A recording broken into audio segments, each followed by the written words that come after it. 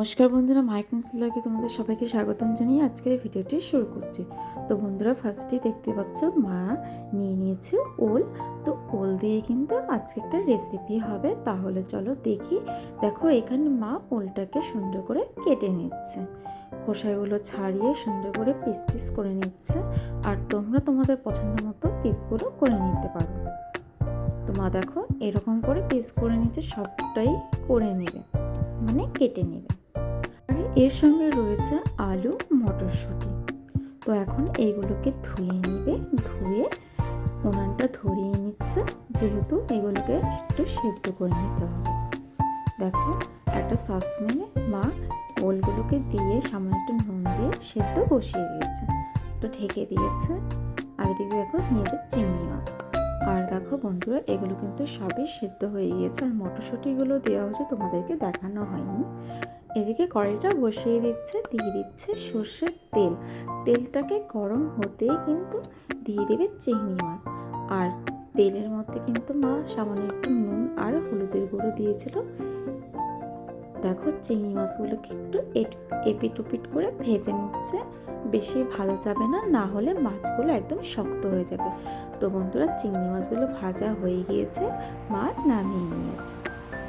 ওই তেলে যেহেতু রান্নাটা হবে, সামান্য একটু সর্ষের তেল অ্যাড করে নিয়েছে। আর দেখো, সেদ্ধ করে রাখা ওলগুলো একটা ঝুড়িতে ছেড়ে নিচ্ছে, মানে জলটাকে ছাড়িয়ে নিচ্ছে। ফোড়নে দিচ্ছে গোটা জিরে, কালো জিরে, একটা তেজপাতা। এখন দিয়ে দিবে সামান্য একটু হলুদের গুঁড়ো। আর হলুদের গুঁড়োটা দিয়ে একটু নেড়ে নিবে, যাতে হলুদের গুঁড়োটা পুড়ে না যায়। আর যে সেদ্ধ করে রাখা ওলগুলো রয়েছে, সেগুলোকে কিন্তু দিয়ে দিয়েছে। এখন এগুলোকে কিন্তু তেলে ভালো করে ভেজে নিতে হবে। তো একদমই ভাজার পর দিয়ে দিবে বাকি যে বাটা মশলাগুলো রয়েছে সেইগুলো, যেমন লঙ্কা বাটা, আদা বাটা, আর রয়েছে ধনের গুঁড়ো, জিরের গুঁড়ো, আর স্বাদ মতো নুন। তো এগুলোকে দিয়ে কিন্তু মানে এর সাথেও কিন্তু ভালো করে ভাজতে হবে, যাতে আদা আর লঙ্কার যে কাঁচা গন্ধটা থাকে সেটা যেন না থাকে। আর তোমরা আমাদের ভিডিওটি স্কিপ না করে ফার্স্ট থেকে লাস্ট অবধি দেখো। এদিকে দেখো টমেটো কুচিও দিয়ে দিয়েছে। এখন এটাকে একটু নেড়ে নিচ্ছে, যাতে এর সাথে ভাজা ভাজা হয়ে যায়। আর এরই মধ্যে দেখো চিংড়ি মাছগুলো ভেজে এক সাইডে রেখে দিয়েছে। আর এটা কিন্তু প্রায় ভাজা হয়ে এসছে। এখন দিয়ে দিবে সামান্য একটু জল। তো জল দিয়ে কিন্তু এটাকে কষিয়ে নিতে হবে। তো একটু নেড়ে এরপর দিয়ে দেবে ভেজে রাখা চিংড়ি মাছগুলোকে। এই দেখো, চিংড়ি মাছগুলোকে দিয়ে দিব। এখন কিন্তু এটাকে খুবই ভালো করে কষিয়ে নিতে হবে, যে পর্যন্ত না তেলটা বেরিয়ে আসছে ততক্ষণ এটাকে কষাতে হবে।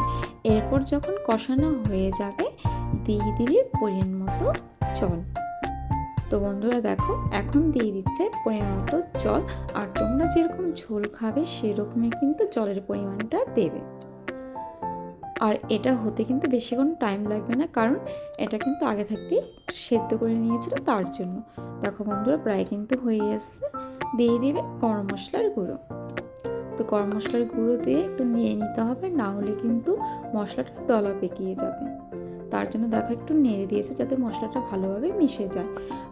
এটা যেহেতু হয়ে গিয়েছে, তার জন্য দিয়ে দিচ্ছে ধনেপাতা কুচি দিয়ে একটু ফুটিয়ে নিলে কিন্তু একদম রেডি চিংড়ি মাছ দিয়ে ওলের তরকারি।